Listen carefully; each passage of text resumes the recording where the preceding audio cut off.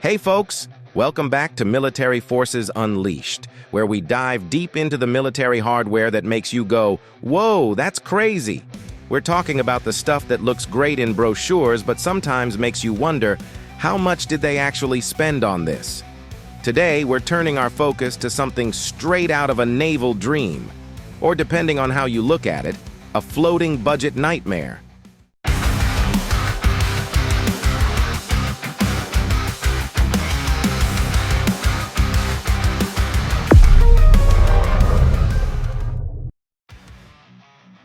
We're talking about the TCG Anadolu L400, Turkey's shiny new addition to the world of amphibious assault ships. On paper, it looks like a game changer, a drone carrier, a helicopter hub, and a symbol of Turkey's growing military clout. But as always, the devil's in the details. Is this ship a bold leap into the future, or just a massive flex with some glaring holes? Let's find out together. To understand why the TCG Anadolu exists, we have to look at Turkey's recent naval ambitions. The Eastern Mediterranean isn't exactly the friendliest stretch of water. Between territorial disputes with Greece, energy exploration drama, and a whole lot of geopolitical posturing, Turkey decided it needed a ship that could do it all: protect its interests, move troops, and maybe even intimidate the neighbors. Now, Turkey didn't invent the wheel here. The Anadolu's design is based on Spain's Juan Carlos I class. Think of it like buying a car, but adding your own custom spoilers, rims, and of course, a massive drone deck. Construction started in 2016, and by 2023 the Anadolu was ready to join the fleet. Originally, the plan was to equip it with F-35B Lightning IIs, but that dream died faster than you can say S-400 missile system. After Turkey got booted from the F-35 program, they pivoted to drones, a bold move, but one that came with its own set of challenges. Here's something to chew on. The Anadolu isn't just a ship, it's a statement. Turkey sees it as a symbol of independence, a way to say, we don't need the West to play in the big leagues. But behind the patriotic PR, some critics argue that it's more showpiece than powerhouse. All right. Let's break this ship down. At 232 meters long and displacing 27,000 tons, the Anadolu is a beast. It's equipped to carry helicopters, troops, vehicles, and, its headline feature, drones. Specifically, Turkey's homegrown Bayraktar TB3s, which can take off and land on its deck.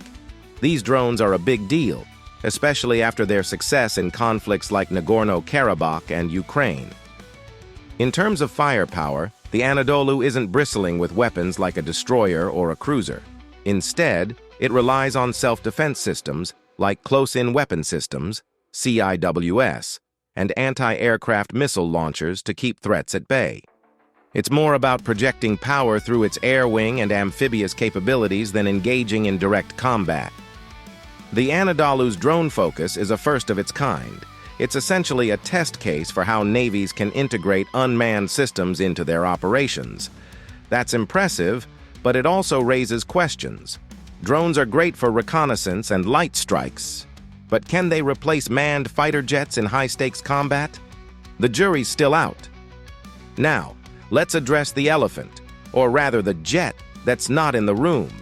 Without F-35Bs, the Anadolu's air capabilities are limited. Helicopters and drones are versatile, sure, but they don't bring the same level of firepower or speed. It's like building a fancy racetrack only to find out your cars can't hit top speed. On the plus side, the Anadolu represents a massive step forward for Turkey's navy. It's versatile, modern, and tailor-made for Turkey's strategic needs.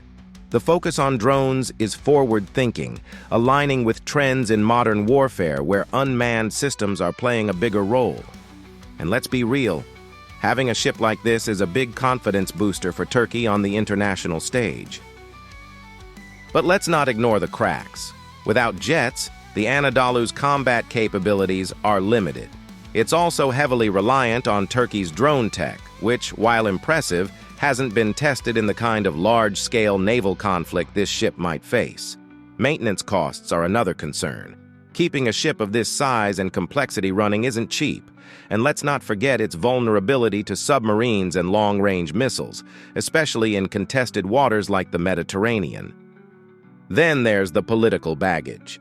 The Anadolu is as much a political statement as it is a military asset. Its deployment could escalate tensions in the region, particularly with Greece and other Mediterranean neighbors. Critics argue that it's a flashy investment that might not deliver the strategic value Turkey is hoping for. So, what's the bottom line? The TCG Anadolu is ambitious, innovative, and undeniably a milestone for Turkey's military. But ambition doesn't always equal effectiveness. Without a proper air wing or robust defensive systems, it's more of a regional showpiece than a global game-changer. That said, it's a fascinating example of how modern navies are adapting to new challenges. And for that alone, it deserves our attention. All right, folks, now it's your turn. What's your take on the TCG Anadolu? Is it a bold leap forward or just a floating experiment?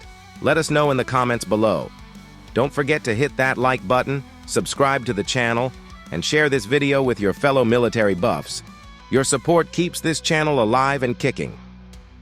Thanks for watching, and as always, stay curious, stay critical, and stay unleashed. Until next time, take care.